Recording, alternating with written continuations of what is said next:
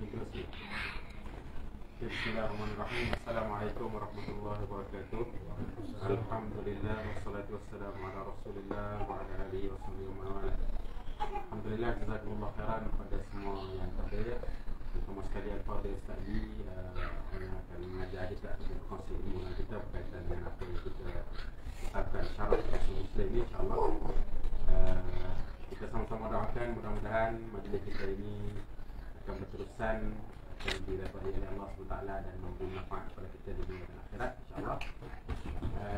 Jadi kepada sahabat-sahabat semua pun yang mana hadir, terima kasih banyak dan insya-Allah terus datang lagi lah pada insya-Allah. Jadi tanpa berlengah kita terus kuliah kita lah, walaupun tak ramai orang balik kampung dan sebagainya. Jadi tanpa berlengah masa, saya mempersilakan Al-Fadhil Ustaz untuk terus berbicara. Bismillahirrahmanirrahim. Assalamualaikum warahmatullahi wabarakatuh. Innal hamdalillah nahmaduhu wa nasta'inuhu wa nastaghfiruh wa na'udzu billahi min syururi anfusina wa min sayyiati a'malina. May yahdihillahu fala mudhillalah wa may yudlil fala hadiyalah.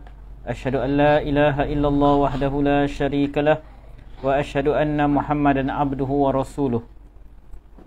Alhamdulillah, kita panjatkan syukur pada Allah Subhanahu wa taala kerana dengan limpah kurnianya kita dapat bersama-sama pada malam ini menyambung pengajian kita daripada kitab Syarah Hisnul Muslim,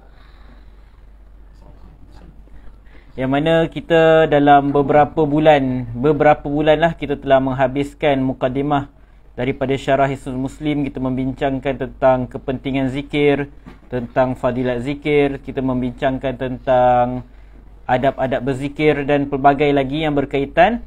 Jadi insya-Allah pada malam ni kita akan masuk kepada doa atau zikir yang pertama yang ada dalam Syarah Hisnul Muslim ini, iaitu zikir dan doa ketika bangun daripada tidur, pada muka surat 74. Jadi sebahagian daripada doa dan zikir ini kita semua dah ketahuilah sejak kita zaman sekolah lagi. Jadi kita anggaplah ini sebagai ulang kaji kita. Kita belajar agama ni banyak benda yang kadang-kadang kita dah tahu, tapi kita kena ulang kaji dan kita upgrade lah ilmu kita. Kalau dulu kita beramal tanpa tahu apa dalil dia dan semisalnya, apa maksud dia. Jadi hari ni kita cuba upgrade, tambah sikit ilmu kita. Kita tahu dia dalam hadis mana, siapa sahabat yang riwayat hadis tersebut dan semisalnya. Jadi doa yang pertama ialah doa yang biasa kita baca. Alhamdulillahillazi ahyana ba'dama amatana wa ilaihin nusyur. Segala puji bagi Allah Subhanahu wa taala yang telah menghidupkan kami selepas mematikan kami, dan kepadanya lah kami akan kembali. Jadi disebutkan di sini, sahabat yang meriwayatkan hadis ini adalah Huzaifah bin Yaman dan Bara' bin Azib. Jadi ada dua orang sahabat yang meriwayatkan hadis ini. Kita lihat teks hadis ini dalam Sahih Al-Bukhari. An Huzaifah qala, daripada Huzaifah radhiyallahu anhu beliau berkata, kana Nabi sallallahu alaihi wasallam, adalah Nabi sallallahu alaihi wasallam, idza arada ayyanam, apabila baginda sallallahu alaihi wasallam mahu tidur, qala, maka Nabi sallallahu alaihi wasallam akan membaca, Bismikallahumma amutu wa ahya, dengan nama Allah, dengan namamu ya Allah, aku mati dan aku hidup. Wa idza staiqaza min manamihi, dan apabila baginda bangun daripada tidurnya, maka baginda sallallahu alaihi wasallam akan menyebut, Alhamdulillahillazi ahyana, segala puji bagi Allah Subhanahu wa taala yang telah menghidupkan kami, ba'dama amatana, selepas mematikan kami, wa ilaihin nusyur, dan kepadanya lah kami semua akan kembali. Jadi kalau kita lihat dalam hadis ini, Nabi SAW mula tidur dengan baca Bismikallah. Bismi ini dengan namamu, dengan namamu ya Allah. Allahumma, Allahumma ni maksudnya ya Allah. Amutu wa ahya, aku mati dan aku hidup. Dan bila nak bangun tidur pula, Nabi SAW sebut, segala puji bagi Allah yang telah menghidupkan kami selepas mematikan kami. Jadi dalam doa tidur ini, kita akan dapati bahawa Nabi SAW menyamakan tidur itu dengan kematian. Dan Nabi SAW menyamakan bangun daripada tidur itu seolah-olah dihidupkan selepas mati. Jadi kita nak lihat kat sini beberapa dalil dalam Al-Quran. Kita dah lihat dalam doa ni pun dah menunjukkan bahawa tidur itu digambarkan sebagai kematian. Dan kalau kita lihat dalam Al-Quran ada beberapa tempat yang mana disebutkan juga perkara yang sama, iaitu tidur itu adalah kematian. Sebab apa? Tidur itu mempunyai ciri-ciri yang sama dengan kematian. Jadi tidur itu digambarkan, para ulama sebut tidur itu adalah kematian yang kecil. Manakala bangun daripada tidur itu adalah kebangkitan. Maka seolah-olah tidur itu digambarkan sama dengan alam barzakh. Alam barzakh, kita dah mati, kita duduk alam barzakh. Dan kita akan nampak ada persamaannya. Antaranya ialah kadang-kadang kita tidur kita sekejap. Tapi kita rasa lama, lega. Bila bangun tu rasa lega. Dan kadang-kadang tidur yang sekejap beberapa jam tu, dalam tidur tu kita bermimpi berlaku pelbagai peristiwa dan semisalnya. Maka dia sama juga dengan timeline di alam barzakh. Sebab kadang-kadang ada orang bertanya-tanya, macam mana ada orang dia mungkin mati zaman Nabi Adam AS, anak Nabi Adam kan, Qabil, Habil dan semisalnya. Dan macam mana pula orang yang mati nak dekat-dekat hari kiamat? Sebab di alam barzakh dah ada azab kubur dan nikmat kubur. Jadi mereka kata kalau macam tu, kalau orang yang duduk di alam barzakh yang jahat dihukum, maka maksudnya orang yang zaman Nabi Adam tu lagi kasihanlah dia, lagi lama lah dia kena hukum berbanding dengan orang yang mati sebelum nak dekat-dekat hari kiamat. Nak dekat hujung zaman dia mati. Maka time, kalau ikut logik kita, duration, tempoh masa dia diazab tu kurang daripada orang yang mati waktu yang dah lama mati. Jadi kita akan nampak macam mana persamaan alam barzakh dengan tidur, di kematian ni dengan tidur, iaitu kadang-kadang kita tidur lama tapi kita rasa tak cukup. Kita tidur lama, tempoh masa kita lama, tapi kita rasa sekejap saja. Kadang-kadang kita tidur sekejap, kita rasa lama. Dan kadang-kadang dalam tempoh yang sekejap waktu tidur tu, kita flashback macam-macam di zaman silam. Roh kita keluar, bermimpi dan semisalnya. Macam-macam berlaku waktu tidur. Dan kadang-kadang tidur tu bagaimana misterinya dia. Kita kadang-kadang bermimpi ketika tidur. Kita mungkin mimpi mengigau sesuatu, kita ketika tidur kita baring. Tapi waktu tidur tu kita macam mungkin bermimpi kita berlari ke sana sini. Dan bila bangun tidur kita berpeluh macam penat, macam kita baru lepas berlari, padahal kita baring je, fizikal kita tengah baring. Sebab tidur tu dia dah hampir macam kematian. Ketika tu fizikal kita tetap kat situ, tetapi roh kita merayau-rayau.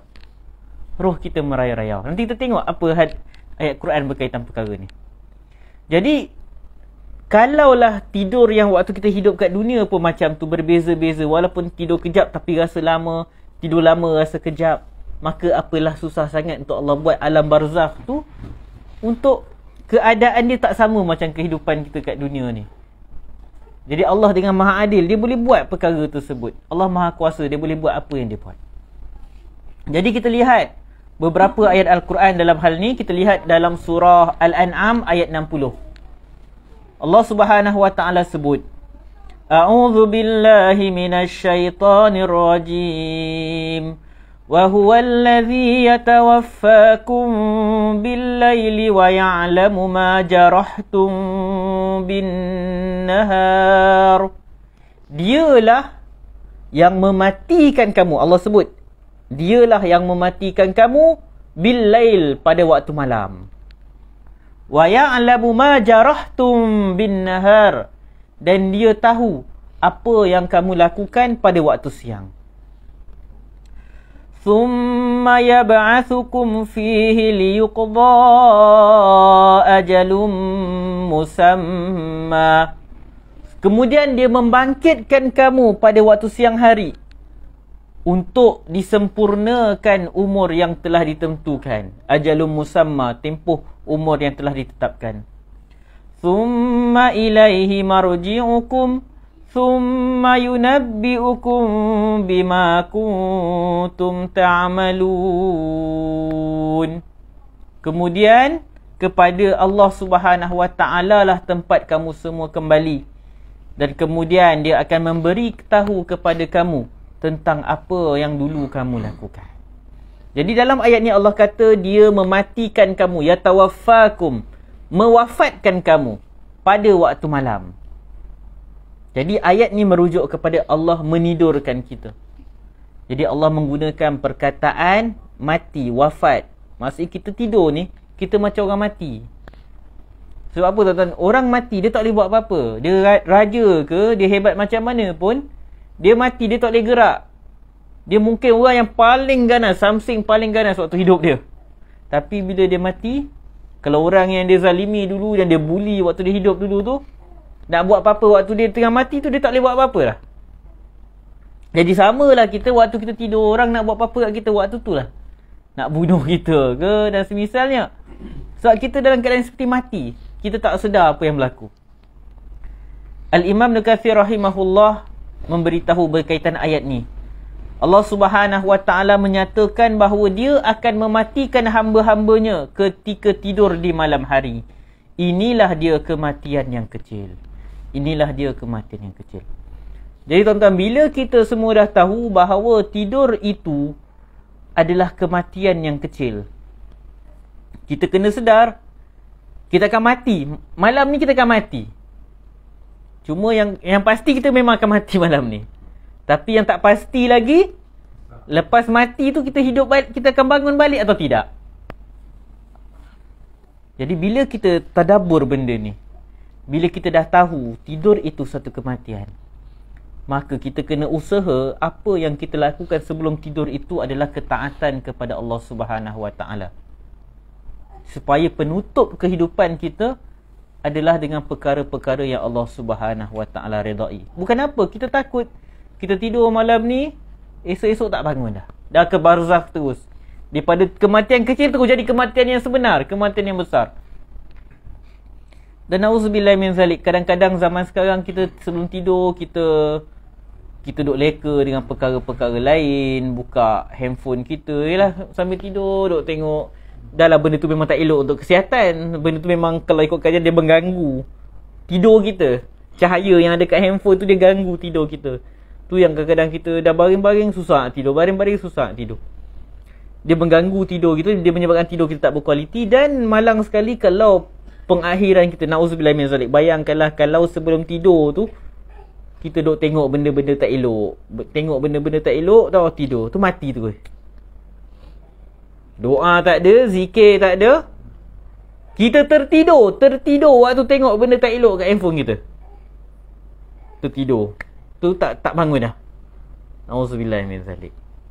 Jadi sebab tu kalau kita lihat, kenapa, mungkinlah itu hikmah kenapa Nabi SAW banyak ajar kita apa nak buat sebelum tidur. Berwudu, kita bersuci, kita berzikir. Banyak doa-doa dan zikir Nabi SAW sebelum tidur, yang insyaAllah kita akan bincangkan bila sampailah pada waktu dia. Kita nak sumbat semua malam ni tak edit lah. So, hari ni fokus kita bangun daripada tidur. Cuma kita dah lalu bab doa tidur ni, kita nak tadabbur sikit ayat ni supaya kita beringat. Malam ni selain daripada kita belajar tentang doa bangun tidur, kita beringat kita ni lepas ni kita nak mati ni kejap. Kita nak mati kejap lagi, tak tahu esok kita bangun ke tidak. Jadi setiap hari sebenarnya kita dah diingatkan tentang kematian. Kita diingatkan tentang kematian. Nabi SAW sebut, perbanyakkan mengingati hazimal lazat, banyakkan mengingati pemusnah, pemutus kelazatan, iaitu al-maut, iaitu kematian. Kita kena banyak mengingati kematian. Dan sebenarnya kehidupan kita seharian sebenarnya dah mengingatkan kita kepada kematian, cuma kita yang tak nampak tidur tu sebagai peringatan kepada diri kita. Kita lihat dalam surah Az-Zumar ayat 42, kata Allah Subhanahu Wa Ta'ala, Allahu yatawaffal anfusa hina mautiha wallati lam tamut fi manamiha. Allah lah yatawaffal anfus hina mautiha. Allah lah yang mewafatkan, mematikan manusia ketika kematiannya. Ketika orang tu tidur, wallati lam tamut fi manamiha, yang belum mati di waktu tidurnya. Allah yang memegang jiwa, yang mematikan seseorang dan memegang jiwa orang yang belum mati di waktu tidurnya. Fayumsikul lati qada 'alaihal maut. Lalu orang yang tidur ni ada dua kategori. Kita malam ni kita tidur, kata Allah, fayumsikul lati qada 'alaihal maut. Allah akan tahan jiwa, roh orang yang telah ditetapkan kematian kepadanya. Wa yursilul ukhra ila ajalim musamma, dan dia melepaskan pula jiwa yang lain sampai waktu yang telah ditetapkan. Untuk Allah, hujungnya Allah sebut, inna fi zalika la ayat, sesungguhnya pada perkara ini la ayat, tanda-tanda, liqaumi yatafakkarun, untuk orang yang berfikir. Kita ni bila mati ni, roh kita akan ke mana-mana kita tak tahu. Sebab tu kadang-kadang kematian tu tidur ni satu benda misteri. Kita pun tak tahu kenapa kadang-kadang waktu tidur tu kita boleh terbayang perkara itu, seolah-olah roh kita berada di tempat lain dan semisalnya. Jadi roh ni dia adalah satu perkara yang misteri yang kita tak tahu. Cuma bila kita jaga, roh tu telah kembali ke diri kita dan kita kembali kepada kehidupan yang normal. Jadi kata Al-Imam Ibn Katsir rahimahullah, dalam surah Az-Zumar ini Allah Subhanahu wa taala menyebutkan tentang dua jenis kematian, iaitu kematian yang kecil, kemudian kematian yang besar. Dalam surah Al-An'am tadi 60 hingga 61 Allah sebut kematian kecil, kemudian kematian besar. Dan dalam ayat Az-Zumar ni Allah sebut pula tentang kematian besar, kemudian kematian yang kecil. Jadi semua ni nak mengingatkan kita tentang sehari-harian kita dah menghadapi kematian. Jadi kita dah bersedia ke belum lah untuk kematian ni. Sedangkan tiap hari sebenarnya kita dapat peringatan, tapi kita tak sedar. Kita tak sedar setiap hari nak tidur tu sebenarnya itu peringatan untuk kita mati. Jadi semoga kita ambil lah benda ni sebagai pengajaran untuk kita ambil iktibar, untuk kita bersedia untuk mati. Kita cuba usaha pastikan pengakhiran kehidupan kita mati dalam keadaan yang Allah redai. Kita masuk doa yang kedua, zikir yang kedua.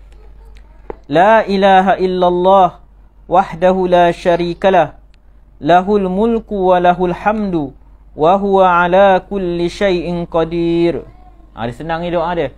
La ilaha illallah wahdahu la syarikalah, lahul mulku wa lahul hamdu wa huwa ala kulli syai'in qadir. Subhanallah walhamdulillah wa la ilaha illallah wallahu akbar wa la hawla wa la quwwata illa billahil aliyyil azim. Rabbighfirli. Maksudnya apa? Tidak ada Tuhan yang berhak disembah selain Allah, yang tidak ada sekutu bagi dia. Baginya lah segala pemerintahan, baginya jugalah segala pujian, dan dia berkuasa di atas segala sesuatu. Maha suci Allah, segala puji bagi Allah. Tidak ada Tuhan yang berhak disembah selain Allah. Allah Maha Besar, tidak ada kekuatan selain dengan Allah Subhanahu wa taala yang Maha Tinggi lagi Maha Agung. Tuhanku, ampunilah dosaku. Jadi bila kita nak baca zikir ni panjang, tapi sebenarnya tak susah pun, sebab kebanyakan zikir ni kita dah hafal, cuma nak susun perkataan dia je. Bacaan ni kita baca bila kita terjaga daripada tidur, kita bangun daripada tidur. Dalam riwayat Ibnu Majah, hadis yang sahih daripada Ubadah bin Samit, Ubadah bin As-Samit, dia menyatakan, qala Rasulullah sallallahu alaihi wasallam, Nabi sallallahu alaihi wasallam bersabda, man ta'arra minal lail, sesiapa yang terjaga di waktu malam, bangun di waktu malam. Ta'arra ni dia bangun daripada tidur, tapi para ulama yang menghuraikan hadis ni mengatakan ta'arra ni maksud kita bangun dalam keadaan kita bersuara. Jadi Nabi SAW nak ajar kita bila bangun terucap benda-benda yang baik. Man ta'arra minal lail faqala hina yastayqiz, hendaklah dia baca ketika dia bangun tu la ilaha illallah wahdahu la syarikalah, yang macam kita sebut tadi, sampai kemudian dia sebut Rabbi firli, ya Allah ampunilah aku. Maka kata Nabi SAW, ghufira lahu. Bila kita terjaga di waktu malam, kita baca zikir ni la ilaha illallah sampai al-aliyul azim, lepas tu kita minta ampun ke Allah, ya Allah ampuni aku, maka akan diampuni dosanya. Lepas tu apa lagi? Lepas tu Nabi SAW sebut fa in qama fatawaddaa thumma shalla, dan kemudian bila dia bangun lalu dia berwuduk, lalu dia dirikan solat, qubilat salatuhu, akan diterima solat dia, akan diterima solat dia. Jadi ini juga bacaan bila kita terjaga daripada tidur. Kita bangun daripada tidur, kita baca bacaan ini. Jadi mungkin ni zikir yang jarang lah kita amalkan sebab kita jarang dengar, tapi nak hafal dia tak susah. La ilaha illallah wahdahu la syarikalah, lahul mulku wa lahul hamdu wa huwa ala kulli syai'in qadir. Subhanallah, alhamdulillah, Allahu akbar, subhanallah, alhamdulillah, wa la ilaha illallah, Allahu akbar, la haula wa la quwata illa billah al-aliyyil azim, Rabbi firli. Jadi apabila kita sebut la ilaha illallah, la ilaha illallah, dia merupakan kalimah tauhid, yang mana dia adalah kalimah yang akan menjadi sebab seseorang masuk ke dalam syurga. Dan kalimah ini juga adalah yang boleh menjadi sebab seseorang kekal dalam neraka selama-lamanya. La ilaha, ilah tu bermaksud yang disembah, yang berhak disembah. Jadi bila kita sebut la ilaha illallah, tidak ada yang berhak disembah kecuali Allah, illallah, maka kita telah menafikan sesembahan selain Allah Subhanahu wa taala. Dan itulah dakwah para nabi, itulah mesej yang dibawa oleh para nabi. Para nabi syariat mereka berbeza-beza, hukum hakam mereka berbeza-beza, tetapi mereka sama sekali tidak berbeza dalam tauhid, mengajak manusia mentauhidkan Allah Subhanahu wa taala. Sebab tu dalam Al-Quran sebut walaqad ba'athna fi kulli ummatir rasula an i'budullah wajtanibut taghut. Kata Allah, kami telah utuskan, sesungguhnya kami telah utuskan pada setiap umat rasul, utusan, untuk membuat apa? Apa tugas rasul? Untuk mereka ajak manusia sembah Allah Subhanahu wa taala dan menyuruh manusia menjauhi tagut. Tagut ni benda-benda yang ditaati selain Allah, yang disembah selain Allah Subhanahu wa taala. Jadi itulah mesej dakwah para rasul. Walaupun mereka dihantar pada kaum-kaum yang berbeza, dengan bahasa-bahasa yang berbeza, dengan syariat yang berbeza, tetapi mesej mereka satu, iaitu mengajak manusia mentauhidkan Allah Subhanahu wa taala. Kemudian dalam zikir ni ditegaskan lagi, lepas sebut la ilaha illallah wahdahu la syarikalah, disebutkan pula wahdahu la syarikalah, dah sebut tidak ada Tuhan yang berhak disembah selain Allah, dikuatkan lagi, ditegaskan lagi wahdah, yang maha esa, la syarikalah, tidak ada sekutu baginya. Inilah yang kita sebut dalam surah Al-Fatihah setiap hari, iyyaka na'budu wa iyyaka nasta'in. Engkau sahaja yang kami sembah ya Allah, engkau sahaja tempat kami mohon pertolongan. Jadi kalau kita menghayati firman Allah iyyaka na'budu wa iyyaka nasta'in, maka kita bila ada masalah, apa-apa masalah, benda pertama yang sampai kat fikiran kita ialah kita minta kat Allah dulu. Boleh minta tolong kat makhluk, boleh minta tolong kat manusia, sakit jumpa doktor boleh, sakit jumpa orang bagi ubat dan sebagainya boleh. Tapi jangan jadikan benda tu benda pertama. Kita kena betul-betul merealisasikan tauhid sampai apa sahaja masalah, yang pertama kita minta ialah dekat Allah Subhanahu wa taala.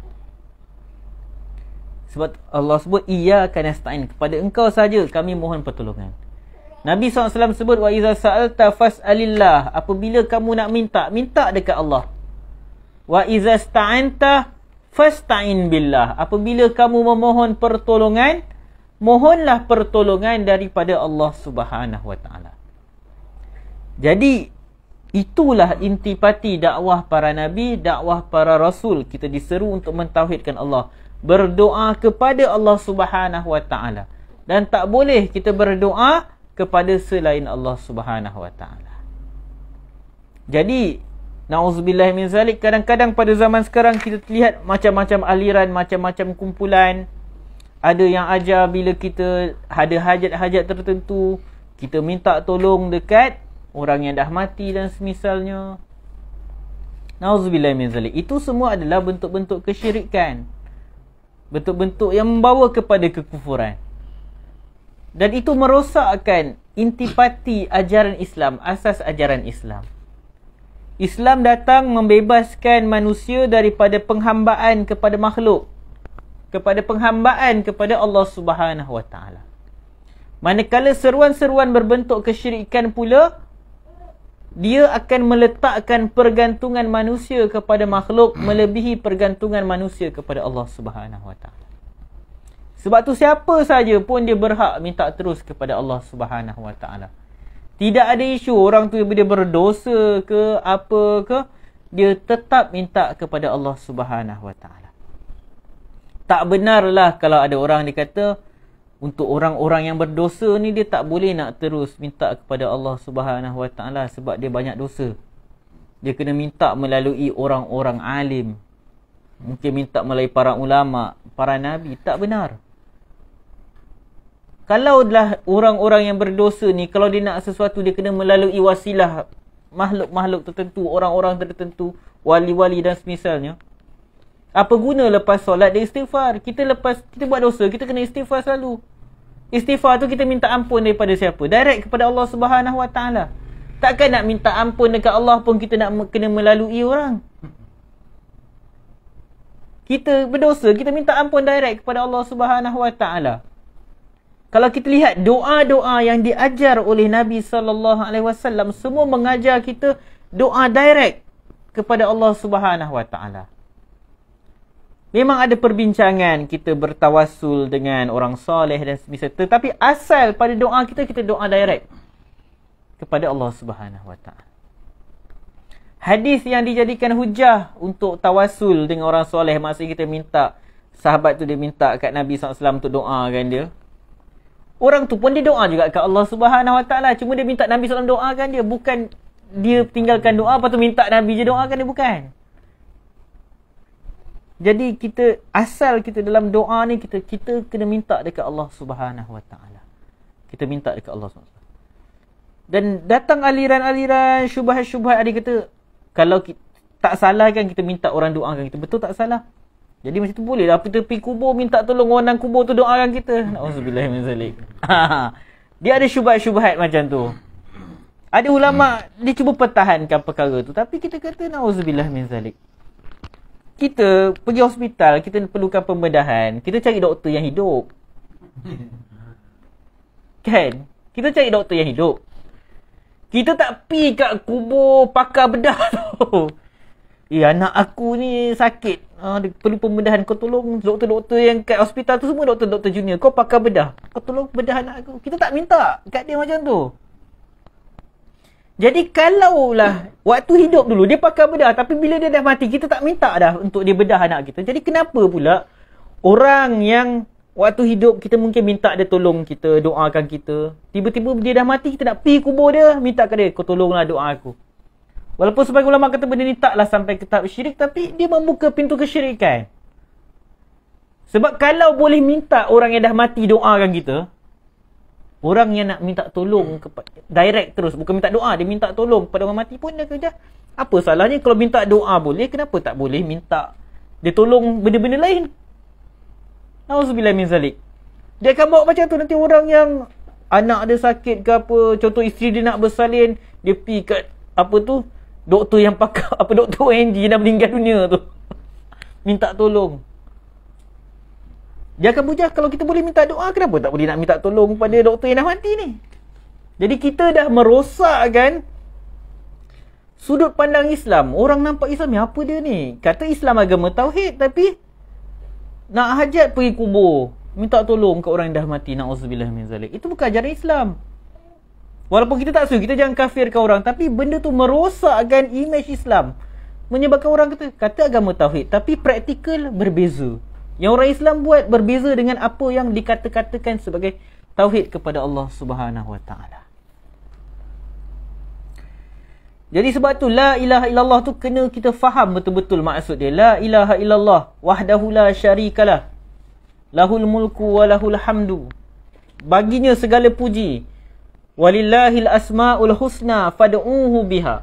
Allah memiliki nama-nama yang indah. Semua sifat Allah adalah terpuji. Semua nama-nama Allah terpuji. Semua sifat-sifat kesempurnaan dimiliki oleh Allah Subhanahu Wa Taala. Dan dia berkuasa atas segala sesuatu. Kita makhluk ada kuasa juga, tapi kuasa kita terhadlah, limited. Sebab tu makhluk bukan semua benda dia boleh buat. Hatta orang yang paling hebat sekalipun, pemerintah sekalipun, dia masih perlukan orang-orang lain. Seorang raja yang hebat berkuasa dalam negara dia, sultan ke, dia perlukan pengawal keselamatan nak jaga istana dia. Dia tak boleh jaga diri dia sendiri. Dia perlukan tentera nak pertahankan dia daripada serangan musuh. Walaupun dia raja, walaupun dia sultan. Tapi Allah Subhanahu Wa Taala, dia pemerintah, dia raja, segala raja, dia tak perlukan orang untuk lindungi diri dia. Lepas tu subhanallah, maha suci Allah. Bila kita sebut subhanallah, maksudnya kita kata maha suci Allah daripada sifat-sifat yang tidak layak kepada Allah Subhanahu Wa Taala. Maha suci Allah daripada segala sifat kekurangan. Maha suci Allah daripada segala sifat keaiban. Maha suci Allah daripada sifat kezaliman. Itu maksud subhanallah. Jadi bila lepas solat kita subhanallah, subhanallah, kita tengah menyucikan Allah daripada segala benda yang tak layak bagi Allah Subhanahu Wa Taala. Lepas tu kita puji Allah Subhanahu Wa Taala. Lepas tu kita sebut la haula wala quwata illa billah. Tidak ada daya, tidak ada kuasa, kekuatan kecuali dengan Allah. Itu adalah penzahiran tawakal kita pada Allah. Kita ada kuasa, ada kekuasaan, kita ada kemampuan, tapi terhad. Semua tertakluk kepada kehendak Allah Subhanahu Wa Taala. Allah yang ada kekuasaan mutlak. Allah yang ada power yang mutlak. Jadi kita minta dekat Allah Subhanahu Wa Taala. Lepas tu kita mohon ampun kepada Allah Subhanahu Wa Taala. Dan Nabi SAW kata, bila kita baca zikir ni dan doa ni, maka akan diterima doa kita. Kita masuk doa yang ketiga. Doa yang ketiga dalam buku ni muka 176. Alhamdulillahillazi afani fi jasadi. Segala puji bagi Allah Subhanahu Wa Taala yang telah afani, melindungi, menjaga diriku, fi jasadi, memberikan afiah, menjaga diriku pada jasadku. Wa radda alayya ruhi, yang telah mengembalikan rohku kepadaku. Kan waktu tidur roh kita akan merayau semua tu. Wa azina li bi zikri, dan mengizinkan aku untuk mengingatinya, berzikir kepadanya. Dalil pada zikir ini adalah riwayat At-Tirmizi daripada Abu Hurairah radhiyallahu anhu. Dia menyatakan bahawa Rasulullah sallallahu alaihi wasallam bersabda, "Idza qama ahadukum an firashihi," apabila salah seorang daripada kamu bangun daripada tempat tidur dia, "thumma raja'a ilaihi," kemudian dia balik ke tempat tidur, maksudnya dia nak tidurlah balik, "falyanfuthu bisanifati izarihi," hendaklah dia kirai tempat tidur tu dengan hujung kain pakaian dia. Salah samarat. Jadi ni sunnah, malam ni nak tidur, kat katil kita ke tilam tu kita kirai dengan baju ke, dengan kain ke, 3 kali. Kirai, betul, kibah macam tu. Entah saya bukan tahu maksud itulah. Kibah boleh lah. Salah samarat. Tak apa, yang penting faham betul. Fa innahu la yadri ma khalafahu alaihi ba'd. Sesungguhnya dia tak tahu ma khalafahu alaihi ba'd, apa yang ada kat atas katil tu, kat atas tilam tu lepas dia bangun pagi tadi tu. Ada haiwan ke, serangga ke dan semisalnya, benda-benda yang bahaya ke. Jadi digalakkan kibah tempat tu. Fa iza taja'a falyaqul, dan bila dia nak tidur hendaklah dia sebut Ni salah satu lagi doa tidur, tapi yang ni jarang orang baca lah. Bismika Rabbi, dengan namamu Tuhanku. Wada'tu jambi, aku letakkan sisi tubuhku. Wabika arfa'uhu, dan dengan engkau lah aku bangun, membangunkannya. Maksud tubuh aku bangun lah. Fa in amsakta nafsi farhamha, kalau kau tahan diriku ini, maksud kau pegang roh aku, tak nak lepaskan, nak matikan lah maksudnya. Farhamha, rahmatilah ia. Wa in arsaltaha, dan kalau kau lepaskan roh aku ni, maksudnya bagi hidup, bangun balik. Fahfazha bima tahfazu bihi ibadikas salihin, peliharalah dia, jagalah dia sebagaimana engkau pelihara roh-roh orang yang soleh, hamba-hambamu yang soleh. Jadi ni salah satu doa bila kita nak tidur. Bismika Rabbi wada'tu jambi wa bika arfa'u, fa in amsakta nafsi farhamha, wa in arsaltaha fahfazha bima tahfazu bihi ibadakas salihin. Fa iza staiqaza, dan bila bangun, seseorang bangun, kata Nabi sallallahu alaihi wasallam, hendaklah dibaca Alhamdulillahillazi afani fi jasadi, segala puji bagi Allah Subhanahu wa taala yang memelihara jasadku, yang menjaga jasadku. Wa radda alayya ruhi, yang mengembalikan roh aku, maksudnya roh kita kembali lalu kita bangun. Wa azina li bi zikrih, dan yang memberi keizinan kepadaku untuk mengingati dia. Tuan-tuan, kita dapat ingat Allah Subhanahu wa taala ni, datang majlis ilmu hari ni pun dengan kehendak Allah Subhanahu wa taala. Allah bagi izin untuk kita hadir. Jadi kita puji Allah Subhanahu wa taala atas nikmat yang dia bagi kepada kita. Jadi kat sini kita lihat ada beberapa sunnah yang disebutkan dalam hadis ni. Pertama, bila kita kembali ke tempat tidur kita, tadi kita kibar tempat tadi untuk buang benda-benda yang apa-apa sahajalah yang memudaratkan. Mungkin kalau dalam syarah hadis tu kibar betul kan? Kibar ke kira apa-apa lah. Kibar benda tadi. Habis kibas. Kibas betul. Na'udzubillah min zalik. Apa benda ke? Kibas betul. Dalam syarah para ulama maksud mungkin ada haiwan-haiwan yang berbisa ke, kadang-kadang duri, kadang-kadang isteri kita tertinggal pin tudung dia. Bisa ke tu? Tu tidur pun ada pula pin tudung situ. Benda kadang-kadang anak kita tinggalkan Lego mainan dia kecil tu, nak tidur sakit. Jadi kita kibas dia bagi hilanglah benda-benda tersebut. Dan banyak lagi sunnah tidur. Contoh Nabi SAW suruh kita tutup lampu. Jadi adakah sunnah tutup lampu ni? Jadi kalau kita lihat dalam hadis yang lain yang berkata Nabi SAW suruh tutup lampu minyak tu, riwayat lain sebut sebab ditakuti ada haiwan langgar benda tu nanti terbakar rumah. Dulu kita guna lampu minyak kan, macam pelita tu, kalau tak tutup ada tikus ke apa dia jalan langgar, boleh terbakar rumah. Lepas tu disunatkan kita baca doa ni, Bismika Rabbi wada'tu jambi. Maksudnya bila kita sebut dengan namamu ya Allah Subhanahu wa taala, kita tengah minta tolong dekat Allah Subhanahu wa taala. Wa bika arfa'u, iaitu dan begitu jugalah kita nak tidur dan kita nak bangun pun kita minta tolong Allah Subhanahu wa taala. Jadi kita minta Allah jaga kita lah bila kita tidur tu. Dan kita minta Allah pelihara kita. Kalau Allah bagi lagi nyawa kita, kita minta Allah jaga kita daripada kita buat maksiat, sebagaimana Allah Subhanahu wa taala jaga hamba-hamba dia yang soleh.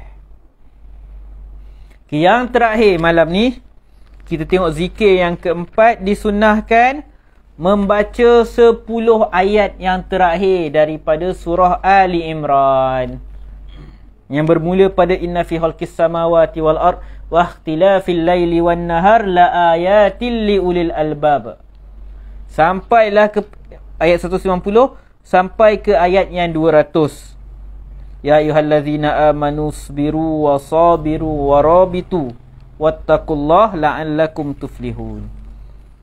Jadi disunnahkan baca ayat ni bila bangun, terjaga daripada tidur. Kita lihat dalam Sahih Al-Bukhari daripada Abdullah bin Abbas radhiyallahu anhuma, dia menceritakan annahu bata lailatan 'inda Maimunah zaujin Nabi sallallahu alaihi wasallam. Satu hari Abdullah bin Abbas ni dia budak-budak.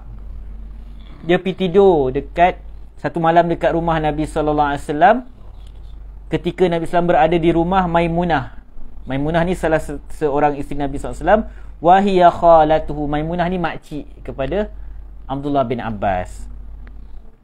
Fattaja'tu fi ardil wisadah wattaja'a Rasulullah sallallahu alaihi wasallam wa ahluhu fi tuliha. Lalu dia kata, aku pun tidur pada wisadah ni. Ada ulama kata bantal, ada ulama kata katil lah. Jadi dia kata aku pun tidur dekat bantal tu, manakala Nabi SAW dengan isteri dia pun tidur dekat bahagian yang lain. Fanama Rasulullah sallallahu alaihi wasallam. Lalu Nabi SAW tidur hatta idzan tasafal lail, sampailah separuh malam. Au qablahu biqalilin au ba'dahu biqalilin. Separuh malam sama ada sedikit sebelum separuh malam atau sedikit lepas separuh malam. Istaiqaza Rasulullah SAW fajalasa. Lalu Nabi SAW duduk. Yamsahun nauma an wajhihi biyadihi. Lalu bila Nabi SAW terjaga tu, benda pertama Nabi buat ialah Nabi sapu muka dia. Menyapu tidur yang ada di wajahnya. Maksudnya tanda kesan tidur. Kan kita bila bangun tidur, muka kita macam tu kan. Jadi Nabi SAW akan sapu, usap muka dia. Lalu thumma qara'al ashral ayat al-khawatim min surati Ali Imran. Kemudian Nabi SAW membaca 10 ayat yang akhir daripada surah Ali Imran. Summa qama ila shannin mu'allaqah. Nabi SAW pergi pada satu bekas air. Fatawadda'a minha. Lalu Nabi SAW berwuduk. Fa ahsana wudu'ahu. Kemudian Nabi SAW memperelokkanlah wuduk dia. Summa qama yusalli. Lalu Nabi SAW pun mendirikan solat. Nabi SAW bangun qiyamul lail. Lalu kata Abdullah bin Abbas, faqumtu fasana'tu mithla ma sana'. Aku pun bangun. Bila tengok Nabi SAW bangun dirikan solat, dia pun bangun. Dan aku buat macam yang Nabi SAW buat. Summa zahabtu. Maksud dia buat, dia nampak Nabi SAW sapu muka, dia pun buat macam tu. Dia sapu muka. Lepas tu dia baca surah 10 ayat akhir surah Ali Imran. Lepas dia kata, summa zahabtu faqumtu ila jambi. Lalu kemudian aku pun pergi berdiri di sebelah sisi Nabi SAW. Maksud dia nak solat dengan Nabi SAW. Jadi kalau kita lihat qiyamul lail Nabi SAW secara berjemaah ni bukan benda yang dirancang. Nabi SAW bukan memang anjurkan, okey malam ni kita buat qiyamul lail berjemaah. Dia yang solat malam berjemaah Nabi SAW buat ni waktu bulan Ramadan je, solat tarawih tu. Tapi qiyamul lail yang lain Nabi SAW tak buat jemaah. Bukan kata tak boleh, tapi maksudnya yang paling afdal ialah dibuat secara bersendirian. Sebab adakah kita jumpa hadis Nabi SAW solat jemaah qiyamul lail dengan isteri dia? Tak ada. Satu pun tak ada. Satu pun tak ada. Lalu kata, tapi boleh sebab Abdullah bin Abbas pergi solat dengan Nabi SAW dan Nabi SAW tak ingkar, menunjukkan benda tu boleh. Tapi dia bukanlah perkara yang disunahkan atau digalakkan. Faqumtu ila jambi. Lalu dia kata, aku pun berdiri tepi Nabi SAW. Fawada'a yadahul yumna ala ra'si. Lalu Nabi SAW pergi letak tangan kanan Nabi SAW atas kepala aku. Kenapa dia buat macam tu? Wa akhadha bi uzunil yumna yaftiluha. Dan Nabi SAW macam tarik telinga kanan dia. Jadi dalam riwayat lain disebutkan yang Abdullah bin Abbas ni dia macam mengantuk waktu tersebut. Dalam riwayat Muslim disebutkan, yang mana terlihat dari riwayat Muslim. Mana riwayat Muslim ni? Tak berhenti sampai itu. Dah tak jumpa. Okey. Faqumtu ila jambihil aisar fa akhadha bi yadi fa ja'alani min asyikhil aiman. Nah, dalam riwayat lain disebutkan macam mana dia pergi berdiri sebelah kiri Nabi. Lalu Nabi SAW tarik tangan dia, letak dia kat sebelah kanan. Maksudnya solat jemaah makmum belah kanan imam. Kalau belah kiri sah. Tapi yang sunnahnya kita belah kanan. Lepas tu kata Ibn Abbas, faja'altu idza aghfaitu. Dan bila aku ngantuk, ya'khuzu bi syahmati uzuni. Nabi SAW pergi tarik telinga dia. Boleh lah waktu kita solat tu nampak anak kita nakal sikit, tarik sikit, boleh. Boleh. Nabi SAW buat kan, abang nampak dia macam tidur.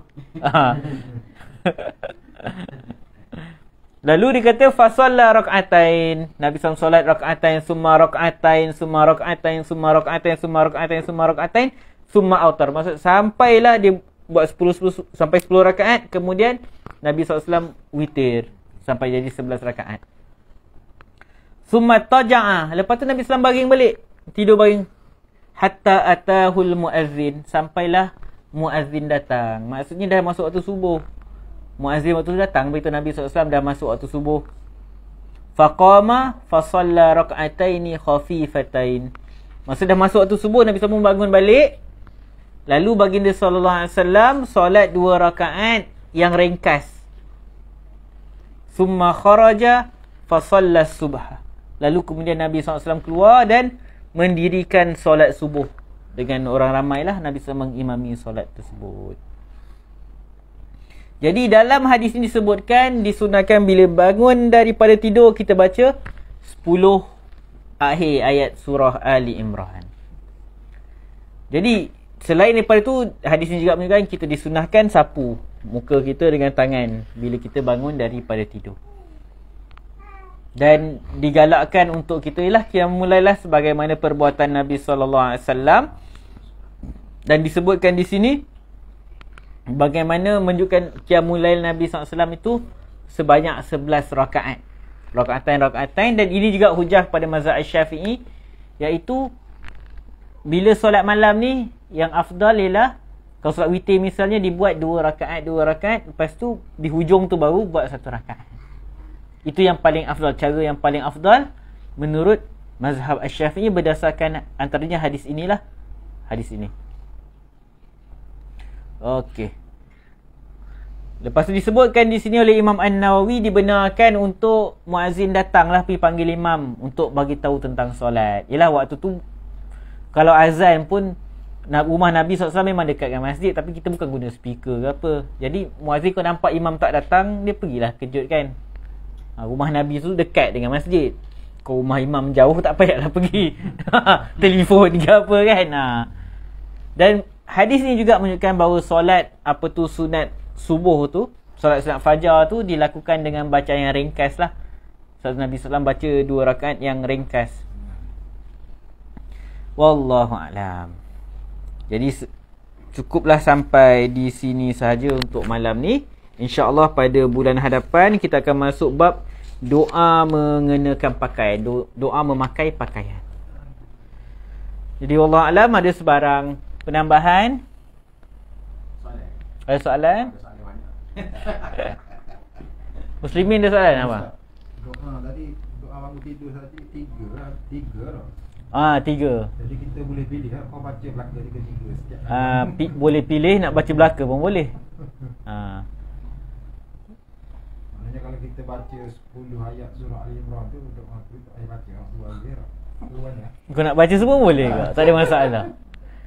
Dia sebab kalau dalam mazhab Syafi'i ni, even dalam solat pun dia gabung kan zikir. Kalau kita dalam doa iftitah yang dalam mazhab Syafi'i dia gabung. Dia gabung. Dia dalam mazhab Syafi'i memang dibenarkan untuk kita gabung zikir tu.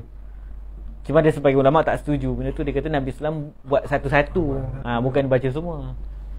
Saat ni datang daripada riwayat-riwayat yang berbeza-beza, menunjukkan kadang-kadang Nabi SAW baca yang ni, kadang-kadang Nabi SAW baca yang tu. Kalau ikut Nabi dia tak buat 3 sekali. Tak ada. Tidak buat tu boleh, tak ada masalah. Sebab semua tu benda yang warid datang daripada Nabi SAW. Muslimah ada soalan? Semua ayat Quran kan? Ayat tu. Betul. Apa nama pernah dengar Ustaz Pakistan share, dia kata yang Nabi SAW baca ayat tu apabila baginda keluar daripada rumah tu, dia tengok langit. Inna fadis. Okey. Jadi kau tengok daripada hadis ni, dia bukan benda gitu waktu masuk dalam rumah lagi. Sebab lepas tu dia solat, lepas tu tidur balik. Mungkin ada riwayat yang berbeza, situasi yang berbeza. Wallahu'alam. Itu salah satu sunnah untuk keluar tengok langit. Betul. So ayat tu pun ada kaitan dengan benda tu kan. Wallahu alam. Ada soalan lain? Okey. Soalan ni Tak.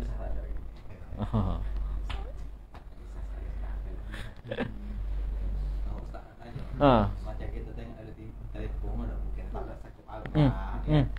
Macam keturunan Nabi dia kata daripada Maghribi betul dia. Ya. Wallahu alam. Kalau dia keturunan Nabi pun tak ada benda, kalau dia bukan pun tak ada benda gitu. Tak ada kaitan gitu saya. Kita tengok. Boleh. Comel. Saya rasa sama yang peti kita ni. Tak asal kita ada bekal, orang kata bukan. Jadi Dia sebab nak menafikan nasab orang ni, dia ada isu jugalah. Kita tak boleh suka hati nak nafikan nasab orang. Nanti saya cakap gitu, dia keturunan Nabi ke tak ada benda. Setakat nak keturunan Nabi kat Malaysia ramai. Kat sini pun ramai agak. Yang Syed Sharifah tu pun. Betul.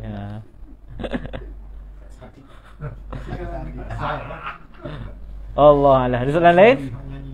tapi kalau nak ikut betul kita tak nak patut nak memuliakan dia apa. Kita memang disuruh untuk memuliakan keluarga Nabi sallallahu alaihi wasallam.